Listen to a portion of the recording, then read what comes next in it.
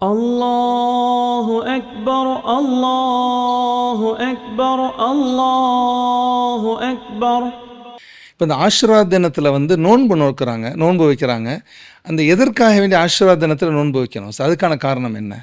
அதுக்கு காரணம் இருக்குது. என்னென்னு கேட்டால், கண்மணி நாயகம் ஸல்லல்லாஹு அலைஹி வஸல்லம் அவர்கள் மக்காவிலிருந்து மதீனா நகரம் ஹிஜ்ரத் புறப்பட்டு வந்து சேர்றாங்க. அங்கே இருக்கக்கூடிய யகூதிகளை பார்க்குறாங்க. அவங்க முஹர்ரம் மாதம் 10வது நாள்லேருந்து நோன்பு வைக்கிறாங்க. காரணம் கேட்டாங்க, இன்றைக்கி நோன்பு வைக்கிறீங்களே, என்ன காரணம்?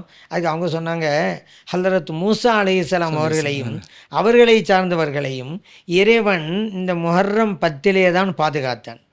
அதே போன்ற மூசா அலைஹிஸ்ஸலாம் அவருடைய எதிரியாக இருந்த ஃபிரௌனையும் அவனை சார்ந்தவர்களையும் அல்லாஹு தஆலா இந்த நாளில் தான் அழித்தான், ஒழித்தான்.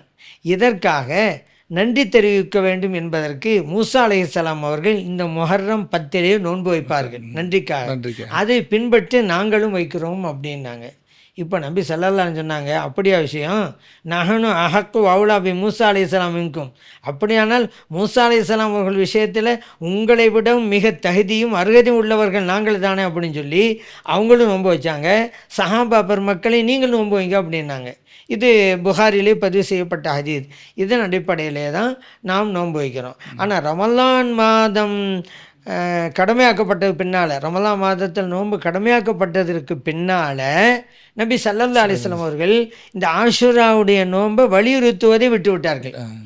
அதற்கு முன்பெல்லாம் வைங்க தூண்டுவாங்க, வலியுறுத்துகிற மாதிரியெல்லாம் பேசுவாங்க. ஆனால் ரமலானுடைய மாதத்தில் நோன்பு கடமையாக்கப்பட்ட உடனே விட்டுட்டாங்க. விரும்பினா நோன்பு வைங்க, விரும்பினா நோன்பு வைக்காமலும் இருக்கலாம் அப்படிங்கிற அடிப்படையில். இதனுடைய சிறப்பை பற்றி சொல்லும் பொழுது நபி ஸல்லல்லாஹு அலைஹி சொல்கிறாங்க, ஆஷுராவுடைய நோன்பை ஒருவர் வைத்தால் ஒரு வருடத்துடைய பாவங்களுக்கு அது பரிகாரமாக அமையும் அப்படின்னாங்க. இந்த ஹதீஸ் முஸ்லிமிலே பதிவு செய்யப்பட்டிருக்கு. அத்தகைய சிறப்பு இந்த ஆஷுரா நோன்புக்கு இருக்கு. அல்லாஹு அக்பர் அல்லாஹு அக்பர் அல்லாஹு அக்பர்.